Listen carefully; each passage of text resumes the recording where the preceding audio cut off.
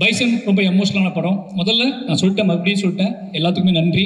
Kabaddi players and team, என்னோட assistant directors, என்னோட actors எல்லாத்துக்குமே நன்றி. ரஞ்சித் அண்ணா, அந்த நாள் ஞாபகம் மறக்கவே முடியாது. பெரிய பெருமாள் நான் வந்து நீங்கள் ஃபஸ்ட்டு பார்த்துட்டு ஒரு மழை நாளில் எனக்கு லவ் யூ மெசேஜ் அனுப்புனீங்க. அந்த நாள்லேருந்து இந்த பயணம் தொடங்குது.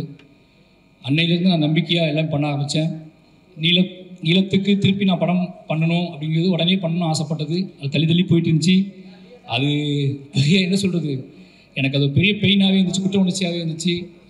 ஏதோ பெரிய வாழ்க்கையில் தப்பு பண்ணுறோமோன்னு தோணிகிட்டே இருக்கும். ஏதோ வழியில் பைசன் பண்ணிட்டேன். பைசன் நான் ஸ்டார்ட் பண்ணும்போது அஜிந்தனாட சொன்னேன், வேறு ஏதாவது கதை பண்ணலாம், இது ரொம்ப கஷ்டம், சொல்ல முடியாது. இந்த படத்தோட போக்கு வந்து உங்களுக்கு எனக்கும் கூட சண்டே வந்து மூணு பயமாக இருக்கேன். அந்த பட்ஜெட் இஷ்யூலாம் வரும்போது இந்த படத்தில் நான் படத்தை வேறு ஒன்று பண்ணலாம், வேறு ஏதாவது படம் பண்ணலான்னு சொன்னேன். அப்போ அண்ணா சொன்னார், டேய் இந்த படம் இப்போ பண்ணலாம், எப்படா பண்ண போகிறேன், இந்த படத்தை நீ பண்ணு பார்த்துக்கலாம், இந்த படம் பண்ணியே ஆகணும். இன்றைக்கி நம்ம 2 பேரும் சேர்ந்துருக்கோம், நம்ம மறுபடியும் சேர்றோம் அப்படின்னா நீ சமூகத்துக்கு நம்ம என்ன கொடுக்கணும் அப்படின்னா இந்த மாதிரியான காத்திரமான ஒரு படம் தான் கொடுக்கணும். இந்த படம் ஸ்டார்ட் பண்ண அப்படின்னாரு. அதுக்கப்புறம் முழுக்க சுதந்திரம் தான். எப்போவுமே எனக்கு ரஞ்சித் எவ்வளோ தெரியல, பெரிய ரஞ்சித்னு ஆரம்பிச்சதுனால எனக்கு எல்லா ப்ரொடியூசருமே ஒரு பெரிய சுதந்திரம் கொடுப்பாங்க. இந்த படத்துலேயும் அந்த மாதிரி சுதந்திரம் தான். அப்ளாஸும் சரி, நீலம் ஸ்டுடியோஸும் சரி, எல்லாரும் மிகப்பெரிய சுதந்திரத்தை கொடுத்தாங்க. அந்த மிகப்பெரிய சுதந்திரத்தின் அடிப்படையில் எடுத்தது தான் பைசன். அதனால் எல்லாத்துக்கும் ரொம்ப நன்றி.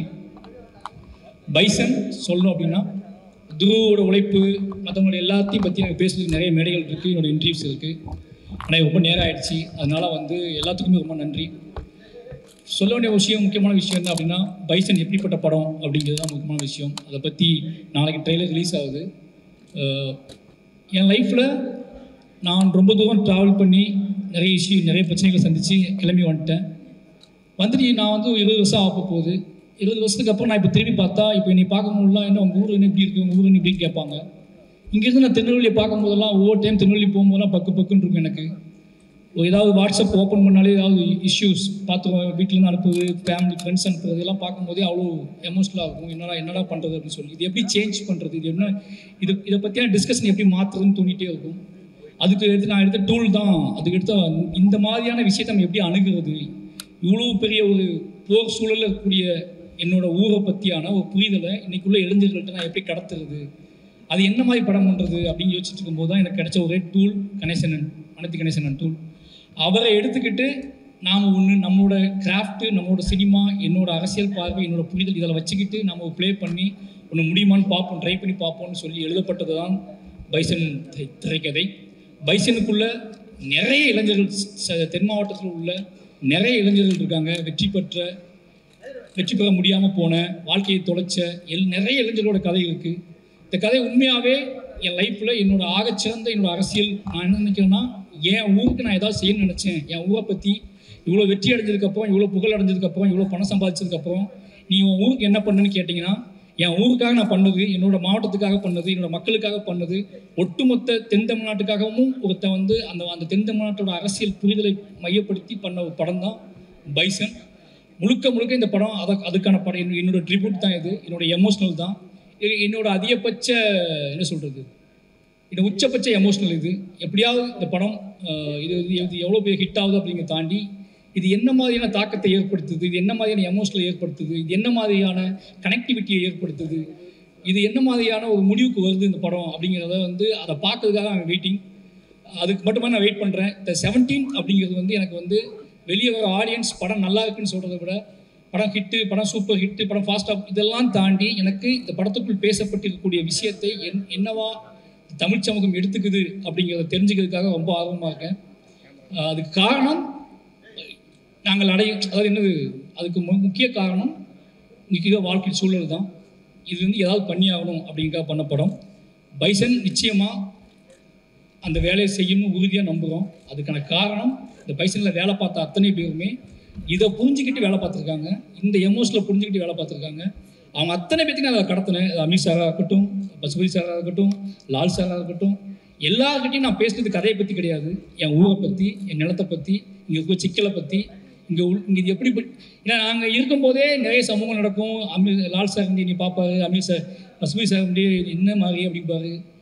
அந்த எமோஷனல் இருக்குல்ல, கேட்கும் போது பதில் சொல்ல முடியாத பார்வையோடு நான் நிற்பேன். அவங்க ஏதாவது எமோஷனலாக கேட்பாங்க, அதுக்கு எனக்கு பதிலே இருக்காது. எங்கேருந்து ஆரம்பிக்கிறதுன்னு தெரியாது. இந்த பிரச்சனைக்கு ஒரு பிரச்சனையை பற்றி அவன் என்கிட்ட கேட்கும்போது அது எந்த பாயிண்ட்லேருந்து ஆரம்பிக்கணும்னு எனக்கு தெரியாது.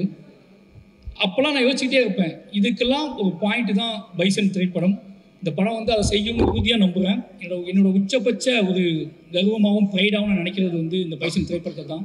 அதுக்கான ரீசன் அப்படிங்கிறது, நான் வெட்ட வெளியாக முதல்ல தைரியமாக ஒரு விஷயத்தை ஹேண்டில் பண்ணிடுறது.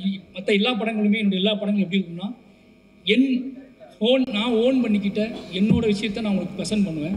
த ஃபஸ்ட் டைம் என்னோட கவலையை, சமூகம் சார்ந்த என்னோட கவலையை, என் ஊர் சார்ந்த என்னோட கவலையை, என் மக்கள் சார்ந்த என்னோட கவலையை, என் மக்களுங்கிறது தென் தமிழ்நாட்டில் இருக்கிற ஒட்டுமொத்த மக்களுமே, அது ஒட்டுமொத்த மக்களுக்கு பற்றின கவலையை பற்றியான ஒரு படமாக இந்த படத்தை எடுத்திருக்கேன். நிச்சயமாக இந்த படம் அந்த மாதிரியான ஒரு பெரிய டிஸ்கஷனை உருவாக்கணும் அப்படின்னு நம்புகிறேன். உருவாக்கும். அதுக்காக மட்டுமே இத்தனை வருஷம் நான் சினிமா கற்றுக்கிட்டது, கிராஃப்ட் கற்றுக்கிட்டது, நான் ஒட்டுமொத்தமாக கற்றுக்கிட்டது இந்த படத்துக்கு தானோ அப்படிங்கிற மாதிரியான உணர்வு எனக்கு இந்த படம் பார்க்கும்போது வந்துச்சு. அப்படி உணர்வு வந்ததுக்கு இந்த பைசன் திரைப்படம் எனக்கு கொடுத்த அழுத்தம் இந்த சமூகத்துக்கும், இந்த தமிழ் சமூகத்துக்கும் கொடுக்கும் அப்படிங்கிறத உறுதியாக நம்புகிறேன். அவ்வளோதான் பைசன் பற்றி. நாளைக்கு ட்ரெய்லர் வருது. நிச்சயமாக இந்த பைசன் ஒரு தமிழ் சமூகத்தில் ஒரு அறிவை உண்டாக்கும். அதுக்கு ஒத்துழைத்த அத்தனை நண்பர்களுக்கும் மறுபடியும் நன்றி சொல்லிக்கிறேன். நீ இல்லைன்னா என்னோடய அசிஸ்டன்ட் டைரக்டர் சொல்லணும். கடைசி அவங்க சொல்லிடுறேன். நான் மற்ற எல்லாத்துக்குமே நான் நன்றி சொல்லிட்டுன்னு நினைக்கிறேன். என்னோடய அசிஸ்டன்ஸ் பொதுவாகவே என்ன சொல்கிறது, அஞ்சு சொல்லுவார், என்னடா அங்கேயே போய் எடுத்துகிட்டு இருக்க அப்படின்னு. அங்கேயே போய் தான் எடுக்கிறேன் அப்படின்னாலும் அவங்க ஏன்னா அதே சிலுங்கி தான், அதே சட்டை தான், மாற்றிக்கிட்டே தான் இருக்கும். ஆனால் அதுலேயும் நிறைய ஓடிட்டே இருப்பானுங்க. எல்லோரும் நிறைய வேலை செஞ்சாங்க இந்த படத்தை. ஏன்னா இந்த படத்தை பற்றியான புரிதல் அவங்களுக்குமே இருந்துச்சு, இந்த படம் ஏன் எடுக்கிறான்னு சொல்லி. ரொம்ப நன்றி. இந்த படத்துக்கு வெளியே இருந்து நிறைய வேலை பார்த்துருக்காங்க, அவங்களுக்கும் நன்றி. நிறைய கபடி வீரர்கள் ரொம்ப சப்போர்ட் பண்ணாங்க. மெயின் என்னோடய பிரச்சனையை, என்னோடய ப்ரெஷரை, என்னோடய கோபத்தை இந்த படம் எல்லாம் மற்ற படத்தை விட இந்த படத்தை நான் நிறைய ரொம்ப ப்ரெஷராக இருந்தேன். நிறைய வேலை பார்த்தேன். உடல் உழைப்பு தேவைப்பட்டுச்சு. அந்த உடல் உழைப்பு போடும்போது நமக்கு ஒன்று கோபம் வரும்ல, அந்த கோபத்தின் அடிப்படையில் தான் இந்த படம் வேலை பார்க்கப்பட்டுச்சு. அந்த கோபத்தை அக்செப்ட் பண்ணிக்கிட்டு எங்கெங்கேருந்து வந்த வெளி ஸ்டேட்லேருந்து வந்த நிறைய கபடி பிளேயர்ஸ், ஏன்னா இப்போ வந்து நான் இப்போ அவங்க வேறு வாழ்க்கைக்கு வந்துட்டாங்க, மேட்டில் விளையாட ஆரம்பிச்சிட்டாங்க. ஆனால் அவங்க அத்தனை பேருமே எனக்காக மண்ணில், அதுவும் மத்தியான வெயிலில் அவங்க விளையாண்டு கொடுத்தது அது எதுவுமே மறக்க முடியாது. இந்த படத்தோட வெற்றி தான் அவங்களுக்கு சமர்ப்பணம். நிச்சயமாக இந்த படம் ஒரு எல்லாருக்குமான ஒரு படமாக இருக்கும், ஒட்டுமொத்த தமிழ் சமூகத்துக்குமான படமாக இருக்கும். இந்த படத்தை எனக்கு இந்த படத்தை முழு சுதந்திரமாக எடுக்க அனுமதித்த ரஞ்சித் அண்ணாவுக்கு மறுபடியும் நன்றி. இந்த நேரத்தில் கடைசியாக சொல்லிக்கிறது, இந்த மாரி செல்வராஜ் என்ற பெயரை முன்வைத்து நிகழ்த்தக்கூடிய, இந்த நகரத்தில் நிகழ்த்தக்கூடிய அத்தனைக்கும் ராம் சார் அப்படிங்கிற ஒருத்தர் தான் காரணம். இந்த அரசியல் புரிதலாக அவனுக்காக தான் உருவாக்குனார். இந்த மேடையில் அவர் எனக்கு இல்லை. எனக்கு என்னென்னா என்னோடய பெரிய பலம் அவர் தான். அவர் ஒன்று சொன்னார், இந்த படம் பார்த்துட்டு உன்னோட பெஸ்ட் அப்படின்னாரு. ஒவ்வொரு படமும் அவரை காட்டும்போது இந்த வார்த்தையை நான் வாங்க ட்ரை பண்ணுவேன். பெரியம்மாள் பண்ணும்போது பெஸ்ட் படம் எடுத்துடா அப்படின்னாரு. கர்ணன் பண்ணும்போது என்னடா பெரியம்மாள் தாண்டி போல இருக்கு அப்படின்னாரு. அப்புறம் மாமன்னன் பண்ணும்போது அதே மாதிரி ஒன்று சொன்னார். வாழை பண்ணும்போது எப்படியோ ஒரு பெஸ்ட் படத்தை எடுத்துட்டேன் அப்படின்னு சொன்னார். ஆனால் இப்போ பைசன் பார்த்துட்டு உங்களுக்கு பெஸ்ட் இதுதான்டா அப்படின்னாரு. இப்படி எனக்கு வந்து என்ன தோணும் அப்படின்னா, ஒரு விஷயம் தான் மெயினாக தோணும் எனக்கு எப்போவுமே. நான் எடுக்கிற படம், நான் எடுக்கிற விஷயம் எதுவாகவோ கலெக்ட் ஆனாலும் என்ன பண்ணாலும் எனக்கு தோண வேண்டியது, நான் ஏதாவது ஒன்று ரொம்ப உறுதியாக நம்பி ஒரு விஷயம் பண்ணுவேன். அந்த நம்பி பண்ணுற விஷயம் மக்கள்கிட்ட போய் சேர்ந்துருமா சேராதா அப்படிங்கிற பயம் மட்டும்தான் பெருசாக எனக்கு இருக்கும். அது தப்பாக புரிஞ்சிடக்கூடாது அப்படிங்கிற பயமும், அது சரியாக போய் சேரணுமே அப்படிங்கிற பயம் மட்டும்தான் எனக்கு அதிகமாக இருக்கும். ஆனால் இந்த படத்தில் அந்த பயம் வந்து சுத்தமாக இல்லை. அதுக்கான காரணம் இந்த படத்தை ஆல்ரெடி பார்த்த நண்பர்களும், ரஞ்சித் அண்ணா, மற்றபடி எல்லாரும், அப்ளாஸ், இந்த டீம், இவங்க கொடுத்த பெரிய சப்போர்ட். கிட்டத்தட்ட நான் இந்த மொமெண்ட்டெல்லாம் ஏன் க்ரியேட் பண்ணேன் அப்படின்னா, இவங்க ஆல்ரெடி என்கிட்ட வந்து ஒரு சக்ஸஸ் ஆன மாதிரியே பேசிகிட்டு இருப்பாங்க, பயங்கரமாக சக்ஸஸ் பீட் மாதிரி எடுத்துதான் சொல்லிட்டு. அதுக்காக தான் இந்த மொமெண்ட் எல்லாம் க்ரியேட் பண்ணது. ஏன்னா இவங்க எல்லாருமே ரொம்ப ஹார்ட் ஒர்க் போட்டாங்க. அப்போ நான் என்ன ஏதாவது வெறுமனா இவங்களை எப்படி பண்ணுறது அப்படிங்கும்போது தான் ஏதாவது ஒன்று பண்ணி அவங்களுக்கான நன்றி நம்ம தெரிவிச்சிடணும் அப்படிங்கிறதுக்காக தான் அவசரமாக இந்த இதெல்லாம் க்ரியேட் பண்ணுது. நிறைய பேருக்கு கொடுக்க முடியல. அதுக்கான காரணம் இது நேற்று ரெடி பண்ண ஆரம்பித்தோம். நிச்சயமாக இது கொடுக்க முடியாத ஆட்களுக்கு நிச்சயமாக கண்டிப்பாக கொடுத்துருவாங்க. இது ரொம்ப அவசரமாக ரெடி பண்ணுது. அதனால் இது வாங்க முடியாத, கொடுக்காத ஆட்களுக்காக மன்னிப்பு கேட்டுக்கிறேன். இது ரொம்ப அவசரமாக ரெடி பண்ணுது. லால் சார் ரொம்ப தேங்க்யூ. எல்லாத்துக்குமே ரொம்ப நன்றி. இங்கே எல்லாருமே இந்த படத்தில் பண்ணவங்க எல்லாருமே ஒன்றே ஒன்று இருந்துச்சு, எல்லாருமே மாரியை லவ் பண்ணாங்க. மாரியை லவ் பண்ணால் மட்டும்தான் இந்த படத்தில் எல்லோரும் வேலை செஞ்சாங்க. எனக்கு நல்லாவே தெரியும். புதுசாக லவ் பண்ணாலே நமக்கு தெரியும்ல, நம்மளை யாராவது லவ் பண்ணால் நம்ம ஓவராக உரிமை எடுத்துக்குவோம், அவங்ககிட்ட ஓவராக சண்டை போடுவோம், ஓவராக எதாவது பண்ணுவோம்ல. அந்த மாதிரி நான் நிறைய விஷயம் பண்ணியிருப்பேன். அதுக்காக சாரி, மன்னிப்பு கேட்டுக்கிறேன். யாரையாவது ஹர்ட் பண்ணியிருந்தா இது பண்ணியிருந்தால் மன்னிச்சுக்கோங்க. ஆனால் எனக்கு நல்லா தெரியும் நீங்கள் எல்லாம் என்ன லவ் பண்ணுறீங்கன்னு. அதே மாதிரி உங்களுக்கும் தெரியணும் நான் உங்களை லவ் பண்ணுறேன்னு. ஓகே, அதனால் எல்லாத்துக்குமே நன்றி. 17 ரொம்ப ஒரு வெயிட் பண்ணுறேன். அப்போ முக்கியமான விஷயம் சொல்லணும், நான் நினச்சே பார்க்கல பைசன் தீபாவளிக்கு வரும்னு. என் லைஃப்பில் தீபாவளி பண்டிகை அப்படிங்கிறது வந்து ஒரு முக்கியமான பண்டிகையே கிடையாது.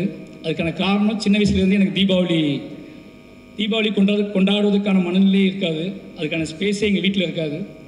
அப்போ தீபாவளி வந்து சும்மா கடந்து ஒரு கவிதை கூட நான் எழுதியிருப்பேன் சென்னையில் இருந்த புதுசில். ஒரு பாலிய நண்பனின் மரணத்தை போல கடந்து செல்கிறது தீபாவளி. பாலிய நண்பனின் மரணத்தை போல, மரணத்தின் நினைவை போல கடந்து செல்கிறது தீபாவளி. இப்போ தீபாவளி மேலே அவ்வளோ வெறுப்பு எனக்கு இருந்துச்சு. ஃபர்ஸ்ட் டைம் என்னோட ஃபஸ்ட்டு தீபாவளி நான் கொண்டாட போகிறேன்னு நினைக்கிறேன். ஃபர்ஸ்ட் டைம் தீபாவளிக்காக நான் வெயிட் பண்ணுறேன். என் குடும்பமும் இந்த தீபாவளிக்காக வெயிட் பண்ணுறது. இந்த தீபாவளியை நான் தமிழ் சமூகத்தோடு சேர்ந்து பைசனோடு சேர்ந்து கொண்டாட போகிறேன். என்னோடய குடும்பத்துக்கு, என் குழந்தைங்களுக்கு, என் நம்முடைய எங்கள் அண்ணன் எல்லாத்துக்குமே நன்றி. ப்ளஸ் பீப்புள் நான் சீக்கிரமாக முடிச்சிட்டேன், அதனால் வந்து போயிட்டு மெசேஜ் அனுப்பாதீங்க, போயிட்டு எல்லாரும் நைட் மெசேஜ் அனுப்பாதீங்க. ரொம்ப நன்றி. எனக்கு எப்போவுமே நீங்கள் சப்போர்ட் பண்ணுறீங்க, எனக்கு தெரியும். இனி ரொம்ப நம்புவீங்க, என்னை ரொம்பவே லவ் பண்ணுறீங்க, இனி ரொம்ப நம்புவீங்க. என்னோட மீடியா வந்து தொடர்ந்து இனி ரொம்ப நம்புதுன்னு எனக்கு தெரியும். உங்களுக்கு நம்பிக்கையை காப்பாற்றுற படமாகவும் ஒரு மனுஷனாகவும் தொடர்ந்து இருப்பேன். ரொம்ப நன்றி. தேங்க்யூ.